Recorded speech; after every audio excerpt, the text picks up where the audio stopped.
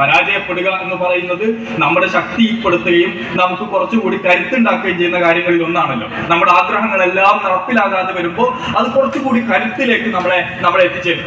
അതേസമയം നമുക്കെല്ലാം നേടുകയും നമ്മുടെ മുമ്പിൽ മറ്റൊന്ന് ആഗ്രഹിക്കുന്നതെന്തും ലഭ്യമായി തീരുന്ന ഒരു കാലത്ത് ജീവിക്കുന്ന ഒരു തലമുറയെ സംബന്ധിച്ചിടത്തോളം ഒരു ചെറിയ നിഷേധം പോലും, ഒരു കൊച്ചു പരാജയം പോലും, ഒരു കൊച്ചു നിഷേധത്തെ പോലും നമുക്ക് ഉൾക്കൊള്ളാൻ കഴിയാതെ വരുമ്പോഴാണ് വയലൻസിലേക്ക്, സമാനമായ ആലോചനകളിലേക്ക് ഈ തലമുറ എടുത്തു ചാടേണ്ടി വരുന്നത്. ഈ പരാജയത്തിന്റെ സാധ്യതകൾ നഷ്ടപ്പെട്ടു പോകുന്നത്, അല്ലെങ്കിൽ ഞങ്ങൾക്ക് പലതും നഷ്ടപ്പെട്ടിട്ടുണ്ട് എന്നുള്ള തോന്നലിലേക്ക് ഈ തലമുറ എത്തിക്കുന്നതിന്റെ ഒരു പ്രധാന ഘടകമായിട്ട് ഈ സാമൂഹ്യ മാധ്യമങ്ങൾ മാറിയിട്ടുണ്ട്. ഫിയറിംഗ് ഓഫ് മിസ്സിംഗ് ഔട്ട് എന്നതിനെ ഈ ശാസ്ത്രജ്ഞന്മാർ, സാമൂഹ്യ ശാസ്ത്രജ്ഞന്മാർ, മനഃശാസ്ത്രജ്ഞന്മാർ വിശേഷിപ്പിക്കുന്നുണ്ട്. റീലുകൾ നിരന്തരം കാണുകയും ഇതാണ് മനുഷ്യന്റെ അടിസ്ഥാന ലോകം, എനിക്ക് ആ ലോകം അന്യമായി തീർന്നല്ലോ, എന്റെ കുടുംബത്തിനകത്ത് ഈ ലോകം എനിക്ക് സാധ്യമാകുന്നില്ലല്ലോ, ഈ തോന്നലിൽ നിന്ന് തന്റെ കുടുംബത്തെക്കുറിച്ചുള്ള, തന്റെ സൗഹൃദങ്ങളെ കുറിച്ചുള്ള, തന്റെ ജീവിതത്തെ കുറിച്ചുള്ള സങ്കല്പങ്ങളിൽ വിഷാദവും നിരാശയും കയറി വരികയും ഒടുവിൽ എന്റെ ജീവിതം തന്നെ ഇനി എന്തിന് എന്ന ചോദ്യത്തിലേക്ക് എത്തിച്ചേരുകയും ചെയ്യുന്ന ഒരു സന്ദർഭം അതായിരിക്കും. നിങ്ങൾ കേരളത്തിന്റെ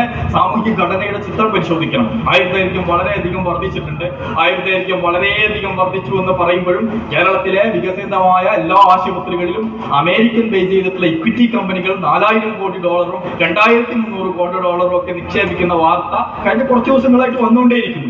ഒരു ഭാഗത്ത് കേരളത്തിന്റെ ആയുർദൈർഘ്യം വർദ്ധിക്കുന്നു, മറുഭാഗത്ത് കേരളത്തിലെ ഹോസ്പിറ്റൽ ശൃംഖലകൾ, കോർപ്പറേറ്റ് ആശുപത്രികൾ വർദ്ധിച്ചുകൊണ്ടിരിക്കുന്നു, മറ്റൊരു ഭാഗത്ത് മനോരോഗ ചികിത്സാലയങ്ങൾ വർദ്ധിക്കുന്നു, മറുഭാഗത്ത് ആത്മഹത്യ വർദ്ധിക്കുന്നു. ഇതിനെല്ലാം നമ്മൾ ചേർത്ത് വായിക്കേണ്ടതുണ്ട്.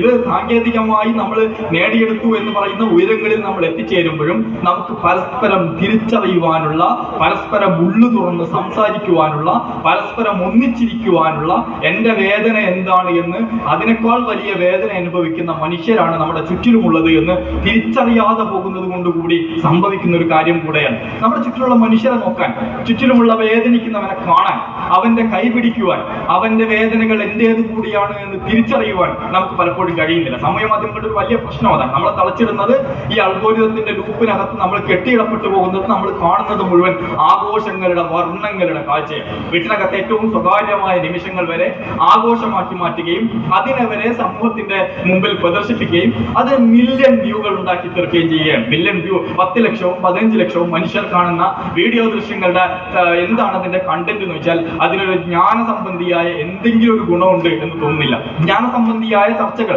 നമ്മുടെ മാധ്യമങ്ങളിൽ നിന്ന് നോക്കൂ. നമ്മുടെ മാധ്യമങ്ങൾ ചർച്ച ചെയ്യുന്ന എന്തിനെയാണ്? എത്രയോ അടിസ്ഥാനപരമായ പ്രശ്നങ്ങൾ നമ്മുടെ ചുറ്റിലുമുണ്ട്. മാധ്യമങ്ങൾ ആലോചിക്കുന്നത് സായാഹ്ന ചർച്ചക്ക്, അല്ലെങ്കിൽ രാവിലെ മുതൽ വൈകുന്നേരം വരെ കടിപിടി കൂടാൻ എന്തെങ്കിലും ഒന്ന് കിട്ടണം. ഒരു ദുരന്തത്തെ നമ്മുടെ മാധ്യമങ്ങൾ സമീപിക്കും.